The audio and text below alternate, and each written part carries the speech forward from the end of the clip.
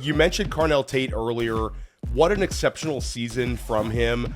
The efficiency, the big playability, the ability to get downfield. I think that the separation skills are strong, and he's got that elite size speed. I think Carnell Tate is going to be the first wide receiver selected in the NFL draft ahead of Jordyn Tyson. I think the draft capital could be really, really, really high. Somewhere inside the top 10 overall is where I think he hears his name called at the NFL draft level. What?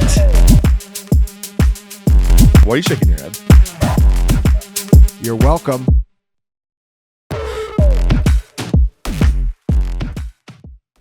Redraft ends, but Dynasty is life. I'm Theo Gremminger, and I'm joined today by Garret Price of Dynasty Nerds, who's been on Dynasty Life now like maybe 4 times for you, Garret. We keep having you come back because you always bring the heat. We always cover a lot, and sort of 'tis the season, not the holiday season, but Dynasty Rookie ranking season. We're going to do a Dynasty Rookie Mock Draft, and we're going to keep it single QB this time. And Garret, I like going single QB because this is one year where we have a lot of question marks at the quarterback position. We know Fernando Mendoza is probably going to be the first quarterback off the board, a very highly ranked player, especially in Superflex rookie drafts. But Dante Moore, Ty Simpson, some of these guys might go back to college and make a ton of NIL. What's your vibes? Who do you think's coming out? Who do you think's staying in school? Yeah, I think if I had to lean one right now, I think between those two guys, I think we're going to get one, but not the other. I lean that it's going to be Moore and Simpson goes back. But both these guys are playing in the college football playoffs, and I think that's going to tell us a lot, too, with how they perform and how they play and how far they move up or down boards, because we know that guys, we saw Will Howard, a guy that probably wasn't even going to be drafted, now all of a sudden was like a 4th-round pick, 5th-round pick last year, simply because of how he played in the college football playoffs. So we could see a big shift for some of those guys, depending on how they play. I think that's a great point. And that's actually one that on the 2026 NFL Draft podcast with Brett Whitefield this week, I said the same thing. You've seen it in the NCAA tournament for basketball plenty of times where a guy makes a big run, gets on the NBA radar screen. You're going to start seeing it more often for NFL. The allure of NIL money is massive. He'd make more money next year at Oregon than he would in the NFL, but a chance to be a top 5 pick this year, a couple quarterback needy teams. Ty Simpson's the interesting one because you think Simpson goes back to school, Moore comes out. Simpson's the older one of the two, but I sort of agree with you on that one. Simpson's 23-ish, 22, but I think he goes back to Alabama as well. Quick thoughts on John Mateer, who has a big game against Alabama in the playoffs. This show, if you're watching it on YouTube, it might have aired after the Alabama-Oklahoma game, but we've got Oklahoma hosting the Crimson Tide. That's going to be a massive, massive game. And the other quarterback I wanted to get your thoughts on is we're getting some rumors that Darian Mensah might declare for the NFL draft instead of transferring in the portal. That's a name that would intrigue me a lot as well. Do you have any vibes on those two guys? Yeah, it was interesting because one guy I really thought was going to come out was Jaden Mayava from USC. I thought he was kind of my dark horse guy of like, could he sneak at the end of the first round? And obviously he just decided to go back to school. I think he announced it yesterday. So we lost another one from the class there. We already lost Sellers. But going back to Mateer and Mensah, Mateer is a player that, he transferred to Oklahoma this year. A little bit of an undersized guy, but he's a good athlete. Broke his hand in the middle of the year, which kind of threw things off. But he had Oklahoma playing really, really well. And just kind of a gunslinger mentality. So he's somebody that we could see rise up the board. He's not going to be this, 6'5", 230-pound guy. He's a little bit undersized, but he's got a lot of moxie, a lot of swagger, and he throws a good football. So very interesting one. Mensah's going to be the interesting one because I haven't watched a ton of tape on Mensah, but he's a guy that does have a good-looking profile for the next level. So I'm excited to dig into him. Obviously playing at Duke, you're not playing in the SEC, you're not playing in the Big Ten. Usually you feel a little bit better when guys are coming from those divisions or conferences simply because the competition they're going up against. Duke, it's a little softer. No, for sure. Mensah, I think, is intriguing. He's 20 years old, sort of like Dante Moore. 30 touchdown passes this year for Duke. We also saw him be very effective at Tulane. So he's an interesting one. I mean, he could eventually matriculate, transferring somewhere. But I think just due to the lack of quarterbacks in this class, I think he'd be very viable somewhere in the Jackson Dart range last year, somewhere in that end of the first round, early second round. And the 2027 class, there's going to be a lot more quarterback competition. So it might be a wise move for him just to get to the league and take advantage of the lack of quarterback competition. So really, really interesting one there to keep an eye on. Mateer, obviously, we're going to keep an eye on as well. And then Simpson and Moore. But we got to talk about the non-quarterbacks in this class. Just bird's eye view. I love asking you this. I think I've asked you this now for like 3 straight draft classes. Bird's eye view. How excited are you about this particular class coming in? Is it a meh class? Is it a I'm super excited for this class? Is it somewhere in between? What's your vibes on the class as a whole? It's interesting because we put out a video almost a full year ago now on how much better we thought the 27 class looked than the 26 class. And I think that's only grown over the course of the year, because usually we're like, hey, there's going to be guys that pop up and, really kind of solidify themselves. And we've had kind of the opposite outside of Mendoza. We've kind of had the opposite happen at quarterback. We haven't had a ton of guys pop up really. We've had at running back, it's Jeremiyah Love and then a chasm. And that, one of the best guys was Justice Haynes, and he's been injured. And, we just had some weird things that have gone on with the running back class. So it's looking like one of the weaker running back classes that we've had in a long time. Tight end has some good top end guys, but we'll see about the depth. Wide receiver is really the only position in this draft where you feel pretty good about it. And even there, I don't know that we have some of the same. I do my nerd score every year, which is like my tape evaluation. I don't know that I'm going to have anybody in this class in the top 5 over the past, 6-7 years. Maybe I get 1 or 2 in the top 10, but it's going to be a solid wide receiver class, but not amazing. I do think there's decent depth there, but on the whole, I actually made on the Dynasty Nerds podcast last night, we were talking about crystal ball predictions for 2026, just in general. And mine was that we have the fewest fantasy position players taken in the first 2 days of the draft than we've had in the past 15 years. So overall, pretty underwhelmed by this class at this point. Now, I haven't done a lot of my deep dives yet. Could shift as we go, but bird's eye view so far, pretty disappointing. Yeah, I think that you're probably about right on that one. I think there's a few saving graces for this class. Jeremiyah Love could be an exceptional fantasy asset. So we've got him to hang the hat on. Wide receiver, we've got a number of wide receivers that I think project to be potential wide receiver ones at the NFL level for their teams, not necessarily like overall wide receiver 1 types. Sure. I'd say that it's a really good wide receiver class, but it's not like a transformative wide receiver class. Not one of these classes where we're going to look back and say, look at all these wide receiver 1s coming out of this class. There's 5 guys from this class that ended up being in the top 10 in this particular year in PPR scoring. Tight end, it's interesting because you mentioned the lack of depth, but I think there's a couple of guys at the top that I'm sure we're going to say their names shortly that are really interesting from fantasy football perspective. And the fact that the tight end position's been so fast-tracked recently, I think that it's a copycat league, and NFL teams have seen rookie tight end success. So I think a few of these guys with the profiles to be good in the NFL might get propped up.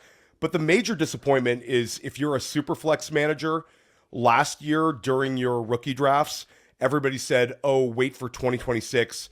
There's all these guys. There's Manning and Nussmeier and Klubnik and all these guys that are going to be guys you want to draft. And it's been a major disappointment. Really the only guy, well, Dante Moore certainly helped himself. Simpson helped himself. But the only guy that really helped himself exponentially was Fernando Mendoza. And a lot of other guys, it's been big disappointments. So I think overall, you're probably right. But hey, we've got 5 months until our rookie drafts. I'm sure by the time we get there, there's going to be more and more excitement. I also think it's interesting, Garrett, there's been some people saying just how deep they're seeing the 3rd round this year. Which when people say that, I always think, well, that means you don't have you have a little bit of a lack of clarity of which guys should go in the second round. Your thoughts on this, the class is deep argument? Yeah, I would probably push against that a little bit and kind of agree with you. Like, if you're excited about the third round, it's probably because those are guys that could go in the second or vice versa. I would say right now, I do think that there is some depth at wide receiver, but that's really about it at this point. And even when you look at some of the best classes, if you were to go back to, just go back in your own fantasy leagues, go look at the third rounds and even the after 204, 205 in most drafts, we're looking at very, very low hit rates. Historically, you're looking at the back half of round 2, you're looking at about a 20% hit rate on those guys. Once you get into round 3, you're looking at about an 8% hit rate. So it's just very, very low. Yes, there are outliers. Yes, there are guys like, well, what about Puka Nacua, or what about Kyron Williams, or what about, whatever. Yes, there are guys that pop late. It does happen. But if your thing you're hanging your hat on is, hey, I'm going to load up on third round picks this year, even if you get an outlier year and you get every single third round pick, you might get 2 guys that are truly fantasy relevant for your team. So that's not something that I want to hang my hat on too much. I think that's a great point. And so for our exercise today, we're going to go with PPR scoring, 1.5 point tight end premium scoring. And again, this is single quarterback. And I think single quarterback will be great again because we don't have to worry about saying a guy's name and then he goes back to school. There won't be too many quarterbacks with their names called in a single quarterback format here. Usually, Garrett, most years, I've given you the honor of picking at the 101. But since the 101 is so boring right now, I'm going to go 101. I'm going to give you the 102 for this year. All right. I think the 101 for me, it's even with Mendoza climbing up, even if this was super flex, Jeremiyah Love is the clear 101 for me. I think the draft capital is going to be terrific. I think we're talking about a player that's going to get drafted somewhere in the Ashton Genty, Bijan Robinson, Jahmyr Gibbs range of the draft. I'm thinking a top 15 pick, and I don't see him falling to the Omarion Hampton level. I think the early 20s would probably be a little bit low for him, especially with this draft class and the lack of quarterbacks. I think people are going to view Jeremiyah Love in a very positive light. Very simple for him. It's a home run hitting ability. We saw last year Travion Henderson, where he was valued in the draft. We've seen Gibbs. Love has the ability to make big, huge plays at the NFL level. And I think teams are valuing that trait a lot. Then you factor in the 3-down ability he has, the potential he has as a receiver, and the potential he has to absorb volume at the NFL level. He's a no-brainer type 101 pick. And I think he's a player that you want to position yourself to get pieces of in your dynasty roster. Would you have gone the same way at the 101 here, Garrett? 100%. Yep. I think Jeremiyah Love, super flex or 1 QB, it's the layup right now. Like, if you're taking anybody else, you either have a very, very strong conviction about one of these receivers or quarterback. I could see it a little bit more with Mendoza just because positional value. So I get that one a little bit more. But in 1 QB, you either feel really, really strong about one of these wide receivers, or you're just trying to be a contrarian. Okay, there we go. So you've got the interesting pick to make. Which way are you going with the 102? I think there's a couple of guys you can make an argument for. I see your sweatshirt. You're wearing an Ohio State sweatshirt there. It's true, I am. And you're a huge Ohio State fan. You've watched a ton of Carnell Tate. There's also Jordyn Tyson, Makai Lemon. There's a lot of people that are making their claim for who should be the 102. What's your guy at this point?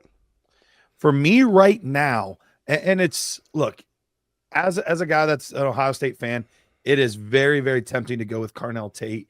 I think he's probably the safest of all of these guys. We know the pedigree, we know the coaching staff, we know the history, all of that kind of stuff. So we know all of that. But that being said, I actually have Makai Lemon right now as my top wide receiver in this class. And I know a lot of people will go with Jordyn Tyson even. I kind of have it flipped. For me, it's Lemon, Tate, Tyson. I know for a lot of people it's the opposite, where it's Tyson, Tate, Lemon.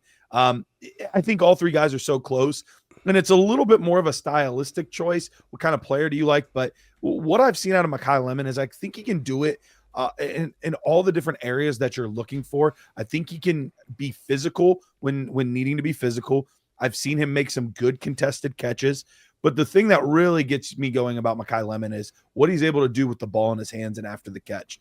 That's where he can really separate himself and kind of that next level type player. So for me right now, you look at what USC has done. They've been no slouch in the wide receiver department over the years as well. Now they've churned out a lot of really talented pass catchers, and I think they're going to do another one here with Makai Lemon. So I'm going to go with him at 102. Yeah, I love this one. And it's actually, shout out to Brett Whitefield. This is the player that Brett and I are furthest apart on. I've got Makai Lemon firmly somewhere inside of like the top 4 in this sort of exercise. Brett has him lower. You know, when you look at some of the wide receivers that are dominating fantasy football, you can see Makai Lemon sort of in that light, sort of in the used similarly to like an Amon-Ra St. Brown would sort of be like a dream. I know there's some people said he could do a lot of the same things that JSN can do. He's awesome. And I think Makai Lemon, there's going to be NFL teams really valuing him. Also, we don't have to worry about the draft capital. I think with the season he's had, he's going to be a first-round pick. I don't think this is going to be like a Luther Burden type situation last year where he falls out. I think Lemon's a first-round pick. Now, how highly he goes, I'm not sure. I think there's a chance he could be the 3rd wide receiver selected in the NFL draft. Do you care about that as much, Garrett? Like, let's say Tate and Tyson go top 10, and then you get, let's say, Lemon goes somewhere in that 15 to 23 range. Do you care, or is it the profile that you're sort of attaching yourself to? Yeah, it's more the profile, more the player. And sometimes we fall in love with the exact draft order. And if it's eons apart, I understand that a little bit more. But for the most part, I think that's a little bit overblown. You know, you see guys like Henry Ruggs go ahead of, CeeDee Lamb that goes down at, 17, and Henry Ruggs was top 10. And, we see this kind of thing happen not too rarely, where it's just what's the better team fit. They know they need a receiver, but who fits better for the team? What style do they like more? So I'm not going to sweat about it too much here. I think all 3 of those guys, and look, I'm not going to fight anybody on the order that they put these 3 guys in. I think it's all crazy close. I could see them all being within a point for me when I do my nerd score. So I think all of them are fantastic picks. Just right now, with the limited tape that I've watched, he's the one that pops the most to me. Okay, sounds awesome. And so just to clear it up here, I went with Jeremiyah Love, and then Garrett went with Makai Lemon. Garrett, let everybody know where they can find your work and what you have going on. Yeah, you can find all my work over at Dynasty Nerds and dynastynerds.com. The podcast, we've now gotten to a point where we basically have a show that comes out every day of the week. So we've been really excited about that. Have a new college show that we've been promoting. And we're even kind of starting a new channel called Draft Nerds, where it's going to be a sub channel of Dynasty Nerds, where we're talking all things college football, all things draft, leading up into the NFL game. So be a slightly different vibe, a few different people on there. Andrew Mott, Jagger May, who I know you're familiar with Jagger, different guys like that are going to be a part of that channel. And I'll be on there as well. Just kind of trying to give our audience even more of what they're looking for. Yeah, big shout out to Jagger. Jagger's been on Dynasty Life with me a number of times. Glad to see him over there at Dynasty Nerds. I'll keep this one going with the 103 here. You mentioned Carnell Tate earlier. What an exceptional season from him. The efficiency, the big playability, the ability to get downfield. I think that the separation skills are strong, and he's got that elite size speed. I think Carnell Tate is going to be the first wide receiver selected in the NFL draft ahead of Jordyn Tyson. I think the draft capital could be really, really, really high. Somewhere inside the top 10 overall is where I think he hears his name called at the NFL draft level. With him and Tyson, like you said, it's flip a coin. Both are really, really good players. Both could profile as potential wide receiver ones at the next level. But I'm going to go Carnell Tate. I think he's earned it. A really, really impressive player. And chasing Ohio State. I know we're not supposed to do it, but hey, it's really hard to get away from drafting these Ohio State wide receivers. It really is. They've recruited so well, so they're already getting top-notch talent, and then they get, great coaching, and they have just the history of all these other players, and it's quite the pipeline that they've developed. It'll be interesting to see. Brian Hartline has been the main kind of key cog of that for a long time. He's now left and took a head coaching job in Florida at was it UCF or at South Florida, which is actually, and just a quick aside, it's crazy to me that South Florida was able to hire Hartline. I would have taken Hartline over half the names that were hired this coaching carousel. He's going to develop an absolute mob there. I give the guy 2-3 years before he's got some huge college job, like top of the food chain college job. That guy gets it, and that guy recruits at an extremely high level, produced a ton of NFL players. There's already all these rumors that like some of your guys might transfer in the portal. He might get a couple of Ohio State guys coming down to South Florida. So Hartline's going to get it done for sure. Yeah, I don't think we're going to lose any of like the tippy top guys, but I do think some of those 4 stars that are good players could easily, move on and decide, hey, I want to stick with Hartline and I'll be the alpha there. And I don't have to fight as much for my position like I would at Ohio State. So yeah, it would not surprise me as much at all to see some of those guys go with them at some point. Okay. So keep us going here, Garrett. I can guess the name you're going to say, but who are you going to take at the 104? Yeah, I am going to take Jordyn Tyson. I think there's a clear cutoff here today. We'll see what happens, but I think the clear cutoff is Jeremiyah Love kind of in his own tier, and then you have these 3 receivers in their tier. And Jordyn Tyson, very good player, a little different than the Makai Lemon that I took earlier, but he's going to be profiling closer to that X type of receiver, 6'2", 200 pounds. He's made some really, really incredible acrobatic catches, good body control, things you like to see out of a player. And he's got good bloodlines as well. He has a Cleveland Cavalier as a brother, so NBA players in the family as well. So we know he's got some good bloodlines and things like that there. Little different compared to the other 2 guys. USC, powerhouse wide receiver school. We have Ohio State, powerhouse wide receiver school. Arizona State, not as much. That's not a school that we think of as much, but they have had some guys. They obviously had N'Keal Harry that didn't really work out as much. But Brandon Ayuk also an Arizona Sun Devil. So they have had some representation there at the position, but I think obviously he's the best of all of those guys. And I think he could have a very productive and long NFL career. And your guy, Cam Scatterbo, was looking pretty good at the running back position out of Arizona State recently. So Kenny Dillingham definitely recruiting talent there. And I think we're going to see it with his highest drafted player he's had coming out since he was head coach with Tyson. Tyson, alongside with Tate, I would guess ends up somewhere in the top 10 to 15 picks of the NFL draft. I think there's going to be a ton of enthusiasm for him as a prospect. Now I have the difficult choice. 105 is sort of on an island here. There's 4 wide receivers or so that I could make an argument for. I think Kenyon Sadiq is going to get the draft capital where he's going to be in the mix, especially in a tight end premium. But you mentioned Justice Haynes. And I think Justice Haynes, due to the lack of players at the running back position in this draft class, I think Haynes, if he comes out, and that's still a question mark surrounding that, could go back to Michigan, make a ton of money.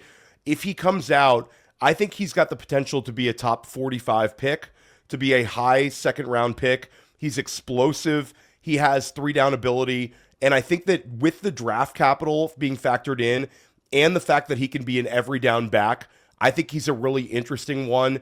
And again, would not have taken him here last year, but running back is going to be a need for a lot of dynasty managers.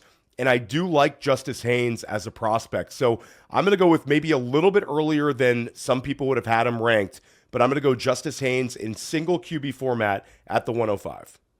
Yeah, I can't blame you at all there. He's probably my running back 2 right now. There's a couple guys in the similar tier for me right now, but we saw the explosive nature of his ability there. Michigan can be a little bit deceiving because they typically have very good offensive lines. So you really do have to kind of look and see, how much of this was the running back, how much of this was the offensive line, and that can be tricky at times for certain players. That was, I think, something that tripped up a lot of people on Caleb Johnson last year with Iowa, like really good offensive line. So, it can be harder to read sometimes how much of that is the back and how much of that is the offensive line making them look good. But I'm with you. I think right now, if I had to choose today, Justice Haynes would be my running back too. But I'm going to probably go here. I am going to take Sadiq. He's a little bit undersized at tight end compared to maybe some other guys at the position. But, man, just a freak athlete out there. I mean, he does some really, really special things at the position. I could see him in the right offense. He's going to be more in that, think of the Jonnu Smith type of player, more so than the big 6'5", 6'6", 260 pounds, 270. Like, he's not going to be one of those kind of guys. He's not going to be Gronk out there or anything like that. But I do think you're going to be able to use him, especially out of the slot. I think as a stand-up Y, I think he's going to be just a mismatch nightmare at the next level. So he gets in a good creative offense that's willing to just utilize him as a pass catcher. He's going to do some pretty nice things. Yeah, I like him a lot. I think maybe used in sort of the Sam Laporta rookie year light would maybe be the dream scenario. I think for Sadiq, the fact that Loveland and Warren Bowers all back-to-back were such big hits, and they were drafted sort of in that sweet spot of like the 10 to 15 pick range, I think we could see that with where Sadiq ends up. Miami in the first round makes sense. Kansas City, obviously, as the Travis Kelce replacement, would get people super excited. Really, really a top-notch prospect. And again, the fact that tight ends have been hitting at such a exceptional rate, I think bodes well for Sadiq. I could have taken him at 5. I think you're fine taking him at 6, and that's about where I'll have him ranked. Now, here at 7, it's sort of pick your poison on which wide receiver. I'm going to go with Denzel Boston of Washington. He's got the size. He's physical. It's coming from a strong program that's produced NFL talent. And I think that he has a chance to be a very good red zone threat in the league. And he's a player that I'm projecting to be a first-round pick in the NFL draft. So, and again, I'll harp back on that. The draft capital with some of these wide receivers in this next couple of picks, I'm going to lean into the guys that I think are going to be drafted in the first round. And I think Boston sort of has done enough to get there. I think the floor for him would be early second round, but he sort of checks off a ton of boxes. Somewhere earlier than where we saw Jaden Higgins drafted last year is where I think we'll end up seeing Denzel Boston drafted this year. End of the first round, there's a bunch of wide receiver needy teams. I think that's sort of about the wheelhouse for him. So I'm going to lock it in. Denzel Boston from Washington at 7 overall for me.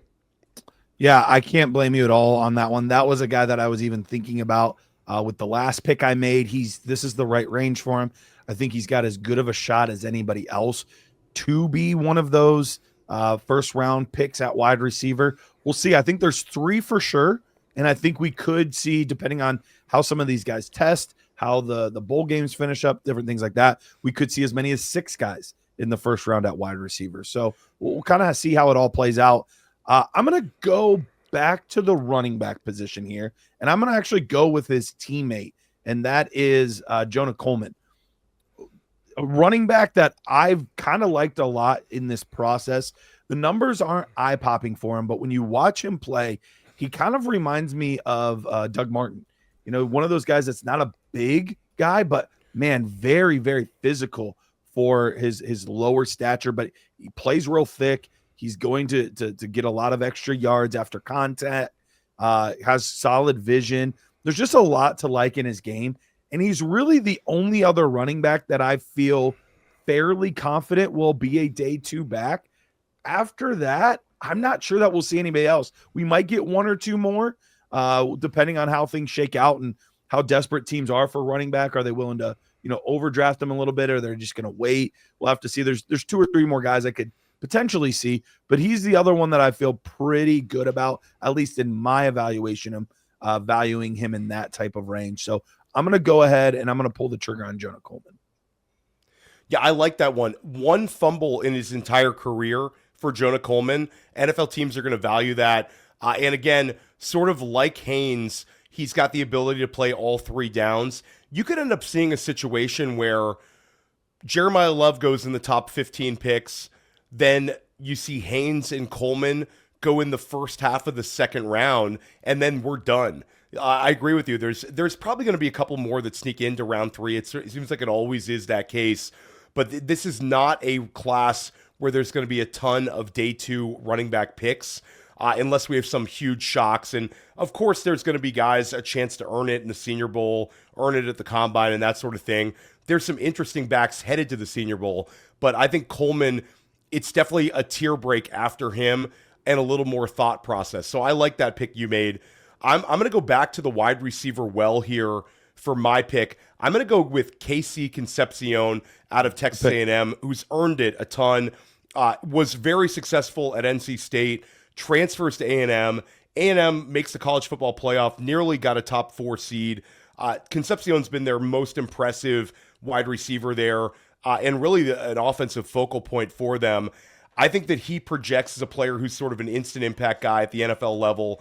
And much like the wide receivers that we've mentioned so far, I feel confident that he's going to hear his name called inside of round 1, and we don't have to worry about like sort of the range of outcomes. He's earned a first round grade.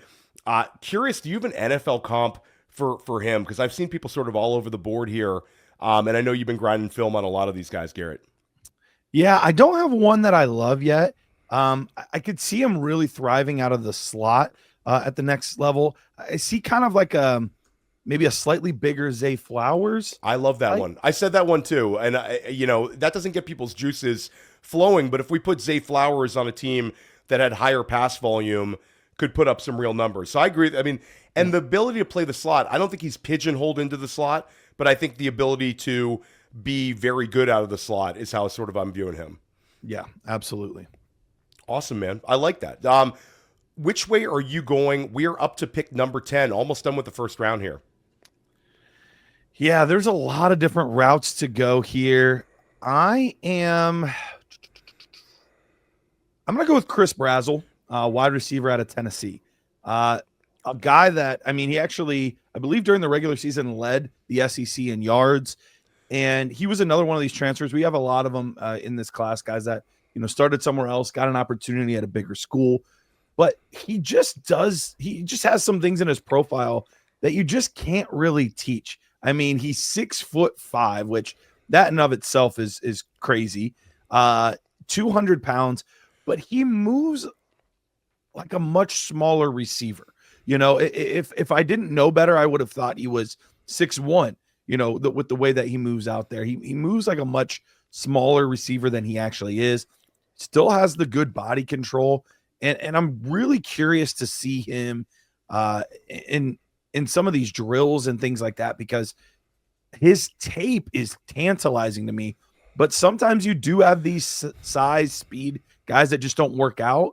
But usually those guys don't have great ball skills. The limited tape I've watched, once again, I haven't even, I like to get at least 4 or 5 games before I'd start talking in more definitives on players. Most of these guys I have a game on. So it's not like I have tons of tape to go off of. And obviously, I've seen highlights and I've watched some college football and things like that. So there's still a lot that I need to dig into on him. But at this point, he's got some things that you can't teach. And he's one of the last guys. There's 2 other guys that I could maybe see sniffing the first round, but he's one of the last guys that we have left that at least has a shot at the first round, depending on how the combine and all of that goes. Yeah, I think there's going to be a lot of trepidation for Tennessee players. There's been a lot of them who have tested exceptionally, not necessarily translated at the NFL level in terms of big-time fantasy production, but Brazell is going to be a sick testing candidate. I think like the numbers are going to be really good. He's got the size, and it'll be interesting to see where he's valued by the NFL teams when it comes to draft capital, but definitely an interesting name. I'll stay at wide receiver. I'll sort of keep this wide receiver run going. I'm going to go with a player that's earned it in a major way, and I'm going to go with Elijah Sarratt of Indiana, who I think could end up being somewhat like a Cortland Sutton at the next level. He's a really, really good route runner.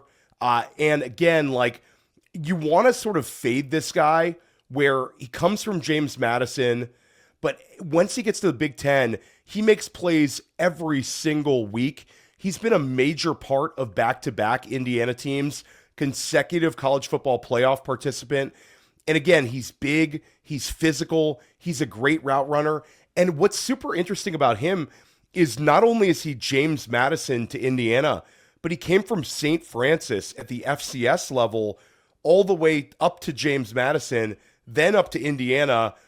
Don't be surprised if he ends up being like a top 45 pick in the NFL draft as well.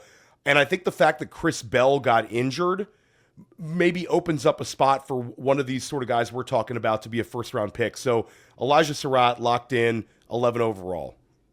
I'm glad you mentioned Chris Bell, because he's another player that I really want to draft, but just with the current situation, he's a tough one to take, and you don't know how far he's going to fall or how it's all going to work out, but definitely put some impressive tape out there. With the last pick in the first round, man, there's so many different routes I could still go, and they all have their different levels of risk versus reward. I'm going to play it safe here. I'm going to go Jacoby Lane, the other wide receiver from USC. Very different profile from Makai Lemon, more of your traditional big-bodied type receiver, red zone threat, go up and get the football. But he's kind of been a little bit overshadowed by the Biletnikoff winner there. But he's a very, very talented receiver in his own right. He's been a player that has been talked about in college football and Devy and, C2C circles for a long time. Good prospect. And he just keeps putting out solid tape. I don't know that he has the ceiling of, like a Chris Brazell that I just talked about, but I think his floor is much higher than a Chris Brazell. So it's kind of a pick your poison with some of these guys in this range. Where do you have ceiling versus floor kind of projection? Yeah, I like that one. I think that Jacoby Lane, it's actually interesting, Garrett. Brett likes Lane more than he likes Lemon. He's like the only guy out there. So Brett, I'm going to continue arguing with Brett about rising Makai Lemon up in the rankings, but go ahead and listen to previous Dynasty Life where Brett sort of made some bear cases on Lemon. On the flip side, he thinks Lane is underrated, and it's good to hear you pushing him into this first round. The Devy guys would be super happy about this one. He's had a name sort of out there for a long time. He's got the size, and there's been plenty of USC wide receivers coming into the league and being major contributors. So Lane probably is a little underrated right now community-wise because Lemon's just been so good, but Lane has also been very, very good. So early entry, checks off a lot of boxes, and that sort of wraps up our first round. Let's recap it briefly, then we're going to take a quick break and come back and draft the second. Jeremiyah Love, running back Notre Dame. I took him at one overall. Garrett took Makai Lemon, the wide receiver from USC. I took Carnell Tate, the wide receiver from Ohio State. Garrett took Jordyn Tyson, wide receiver, Arizona State. I took Justice Haynes, the running back from Michigan. Garrett took Kenyon Sadiq, the tight end from Oregon. I took Denzel Boston, wide receiver from Washington. And then Garrett took Jonah Coleman, the running back from Washington, back-to-back Huskies at 7 and 8. I took KC Concepcion out of Texas A&M, the wide receiver at 9. Garrett took Chris Brazell, wide receiver Tennessee.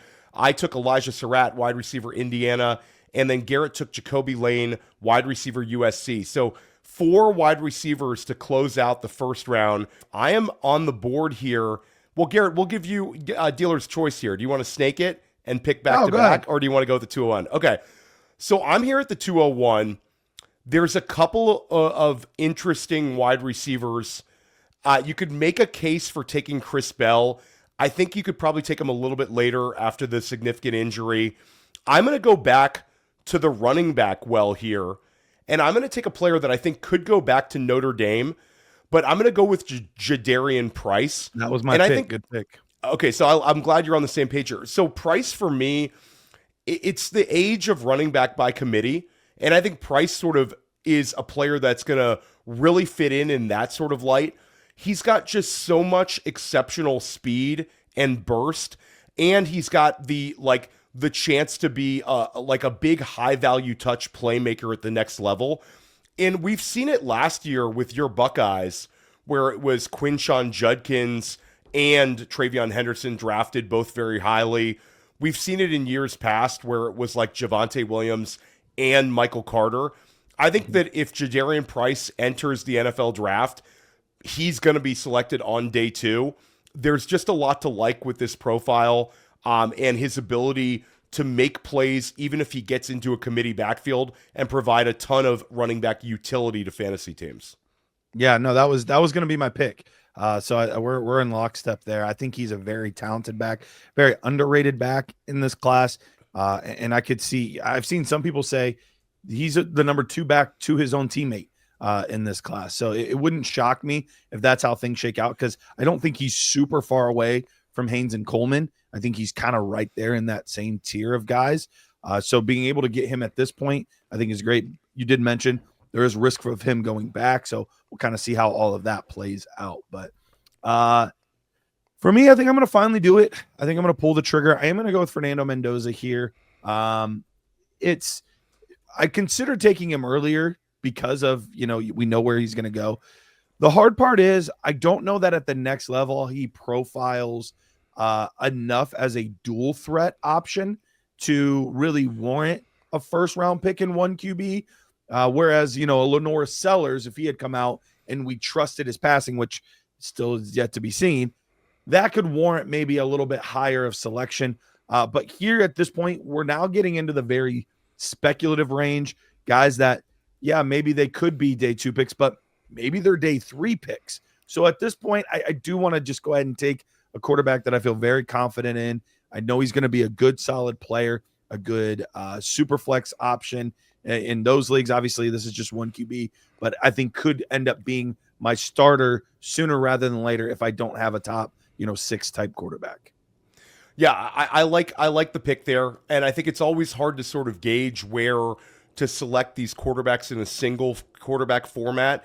But again, it's team specific, and with Mendoza, he's going to have a very, very long leash because he's the 101, potentially in the NFL draft. He's going to be the QB1 selected in this draft class.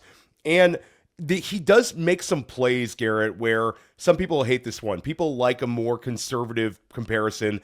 People love hearing like Jared Goff. They say, okay, he can get to that level. But if you squint really, really hard, some of those plays look like Joe Burrow plays this year for Indiana. So sure, just saying, if he's got the talent around him, Mendoza could end up being an elevator of talent and be a player that sort of exceeds expectations. So I think it's perfectly fine to take him in that range. I'm going to go back to the wide receiver position here, and I'm going to take Germie Bernard of Alabama, who's got some physicality to him. He's got some versatility to him. The difference between him and some of the wide receivers we selected before in the first round is, to me, Bernard profiles as a player who's going to end up being a wide receiver 2 on the next level as opposed to a wide receiver 1. But he is headed to the Senior Bowl. I think he's a player that's going to end up getting drafted inside of the second round. Definitely a day 2 pick. So I'm going to take Germie Bernard of Alabama. Your thoughts on that one? Yeah, he was somebody I was even thinking about in the first round, when we were talking about Brazell and Lane and guys like that. I don't think he's far off from that tier of players at all. And we'll see how the NFL draft values him. But another one where, not that we want to helmet scout, but Alabama does have a history of putting out some good wide receivers. So you always feel a little bit better when it's coming from a more traditional route like that. But I'm going to take a guy that it's a little bit of a less traditional school for wide receivers, but I am going to stay at the position. I'm going to go with Ian Strong out of Rutgers here. This was a player, interestingly, when he was going from high school to college, he was looked at originally as potentially being a safety and maybe even an outside linebacker is where they were talking about playing him. But he ended up impressing. There were some times in some 7-on-7s where some guys were sick, weren't able to show up, and he was playing both sides of the ball and was doing so well at wide receiver that Rutgers was like, oh, maybe he's a better receiver than he is a defensive player.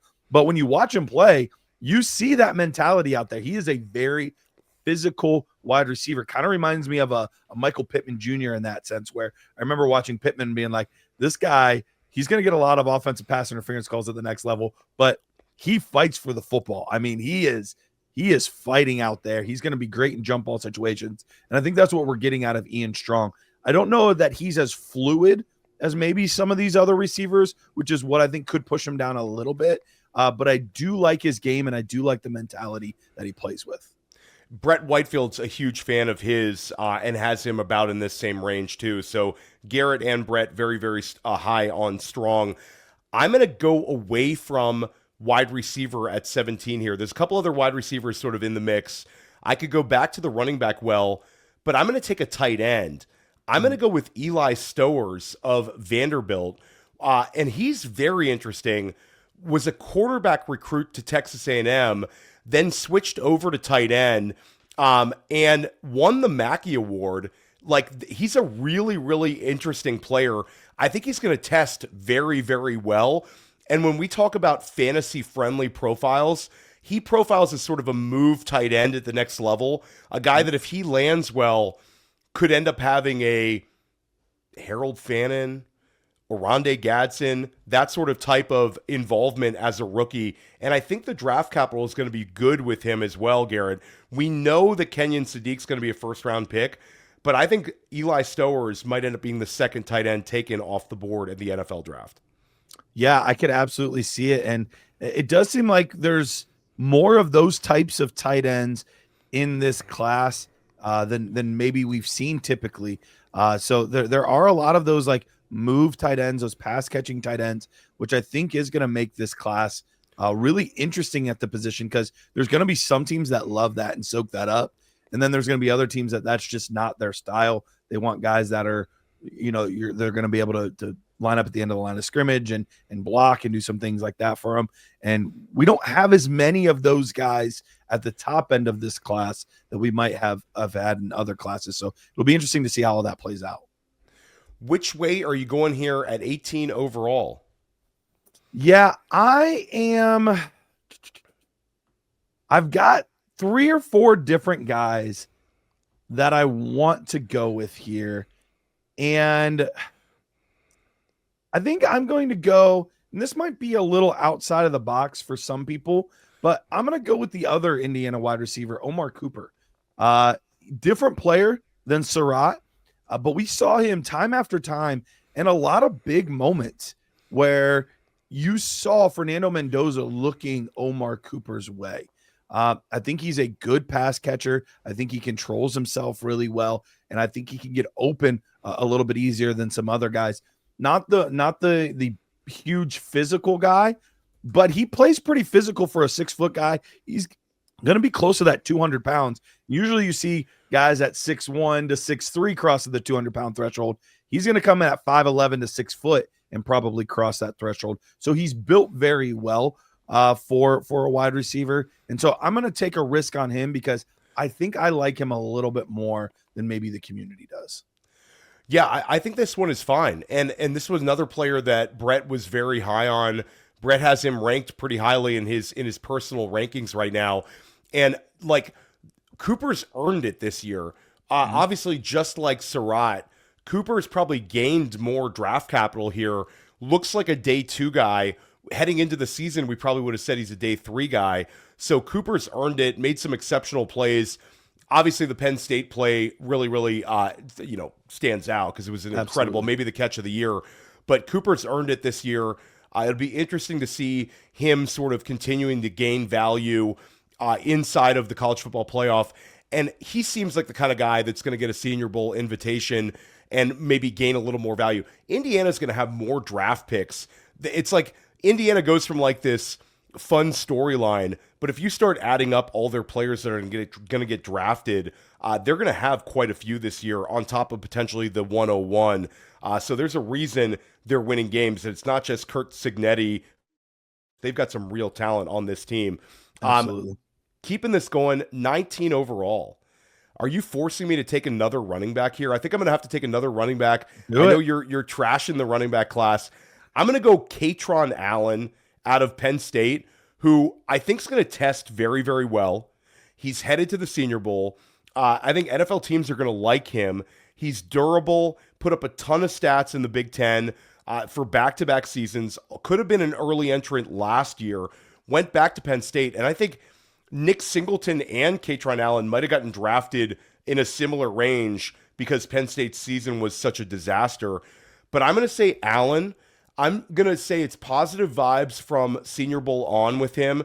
He's built well. He's going to test well, and he put up big-time stats in the Big Ten.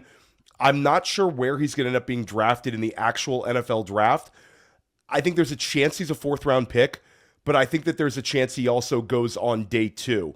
Him and Singleton, their testing numbers are going to say a lot. So both Penn State backs sort of interesting to me in this range, but Allen was by far the most productive player there. And when Franklin moved on, we saw Allen just continue to handle the load for Penn State, had some really, really strong performances. So Kaytron Allen, lock him in here at 19 overall, running back Penn State. Yeah, I think that's a good pick. And it's interesting because 2 years ago, people would have called you crazy for not taking Nick Singleton first, but he's really fallen out of favor after being the number 1 overall running back recruit, a very good size speed combo guy.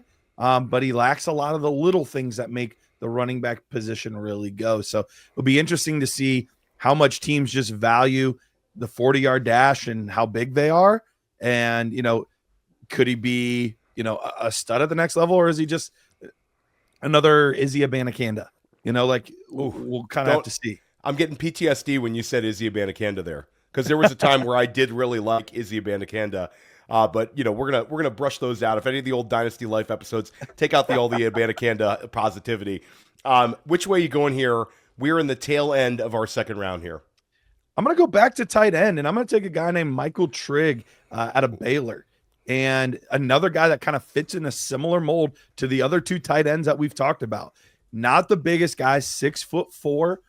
He's gonna come in at probably 235 to 245 in that range, and man, watching him play was a treat, because you watch him on certain plays and you watch tight end typically, and tight end catches the ball, maybe does a little bit downfield, and you see the defense collapse on him and tackle him after 15 yards, 20 yards, whatever it is. Michael Trigg will catch the ball and then outrun some of these safeties and defensive backs and actually accelerate past them. So I am really, really interested to see his testing numbers, because I think he's one of these players that is actually a wide receiver just trapped in a tight end's body. But I think he could end up being one of these really under the radar physical freaks that could really be intriguing to some NFL teams. Yeah, he's interesting. He's 23 years old. Some of the highlights this year at Baylor were sick, like ridiculous catches, very much a move tight end, and fantasy profile is right there. I like that pick a lot. I think he's definitely somewhere in that top 5 tight end range, and I think the NFL is going to be chasing these sort of profiles, so I love that pick. I'll keep it very, very simple. I said the one Penn State back. I'll go with the other Penn State back as well. I'll go with Nick Singleton. And Singleton, again, disappointing last year heading into the... Like, if I was doing this exercise at this time last year and was trying to rank this class, I would have had Singleton very, very highly ranked. Would have definitely been a first-round pick. Obviously, Allen was the more productive of the 2 Penn State backs, but I think Singleton's going to test very, very well, and he's got receiving ability on top of being a top-level athlete and the potential to be a guy who can hit a home run at the NFL level. So there's going to be a ton of pressure on him to test very, very well, especially after this season's disappointment. But there's a lot of people sort of pushing him down. I think by the time it's all said and done, he will be a second-round pick for us in Dynasty rookie drafts. I don't think this Singleton falling into like round 3, round 4. I think the draft capital is going to reflect that NFL teams are maybe less concerned than some members of the Dynasty community right now. Yeah, I could absolutely see that. And it's funny, I actually did a mock with Dynasty Nerds recently, and I was a guy that was down on Nick Singleton, and especially last year. I was like, we'll see if he comes out, but I wouldn't if I were him in this class, and blah, blah, blah. And it was interesting because I ended up taking him at the tail end of the second round in that mock draft, simply, or maybe it was even the very beginning of the third. I don't remember for sure. But it was surprising to me because I was the guy that was kind of down on him. But at some point, the hate does go too far on certain guys, and I think that is the risk with Nick Singleton. Yes, I have some very real concerns about his actual running back ability versus his athletic ability. I think the athletic ability is amazing. The rest is what I'm worried about. But you get the right coaching staff, maybe that's something that can be fixed and corrected, or at least schemed for it to not be as significant. Which way are you going here, Garrett? We are all the way up to, what pick are we at right now? We are at pick number 22. So you have 2 picks left. 2 picks left.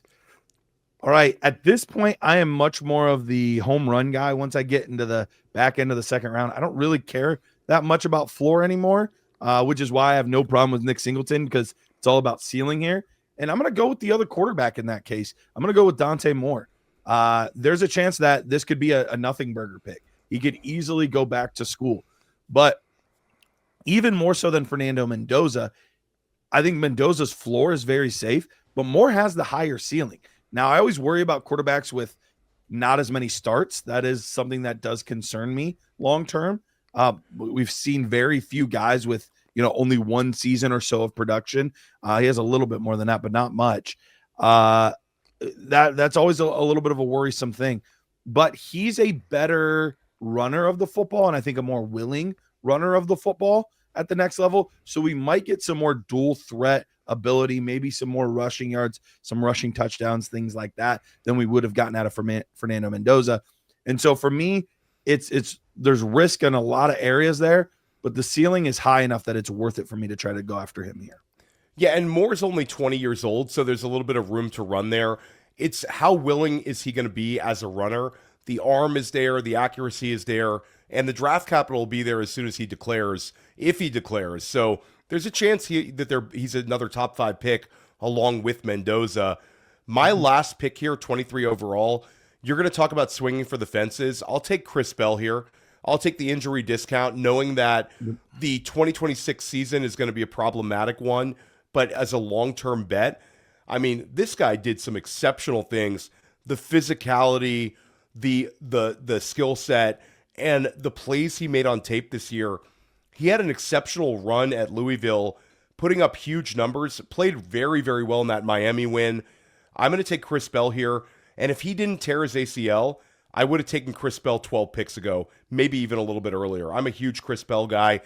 It'll be interesting to see the way the NFL values him after an injury like this, but I think it's worth taking this sort of profile, stick him in the IR slot, and hope that he comes back to being the player that we saw right at Louisville.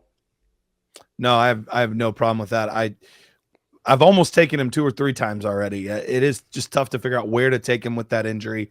But with the final pick, I'm going to go with Zachariah Branch, more of a slot player originally from USC, had that incredible freshman season, and then just kind of fell off the face of the earth.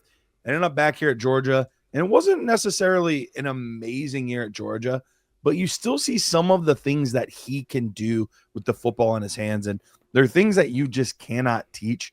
But once again, this is I'm going to shoot for the ceiling, and I'm not going to worry about as much of the floor here, because there's plenty of players with much better and safer floors, but there's not many players that have the innate ability that he has. So I'll go with Georgia wide receiver Zachariah Branch.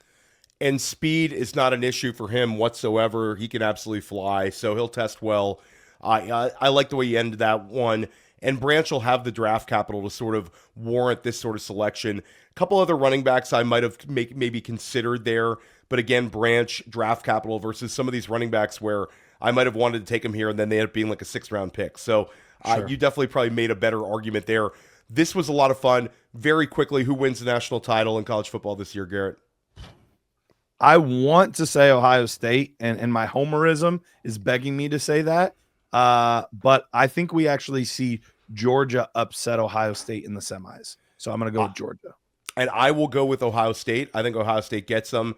I think Ohio State ends up rebounding from that Indiana loss, ends up winning the national title back-to-back seasons. So a lot of fun. I'm sure you're going to be enjoying right. that college. Yeah, I know. Listen, I'm giving you a favor there. I had to say Ohio State there. But this was a lot of fun. Let everyone know once again where they can find your work, Garrett.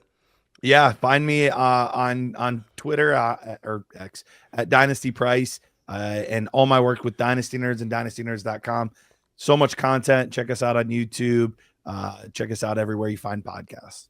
Yeah, and stick with us here at Dynasty Life. We've got you covered all the way into 2026. If this is the last Dynasty Life you watch before the new year, Merry Christmas, Happy Hanukkah, Happy New Year. Really appreciate all the support you give in this show when we switch channels. Big shout out to all the work Garret and Dynasty Nerds are doing. Highly recommend that you checking them out. School of Scott Barrett and I every single week here on Fantasy Points and Fantasy Points YouTube.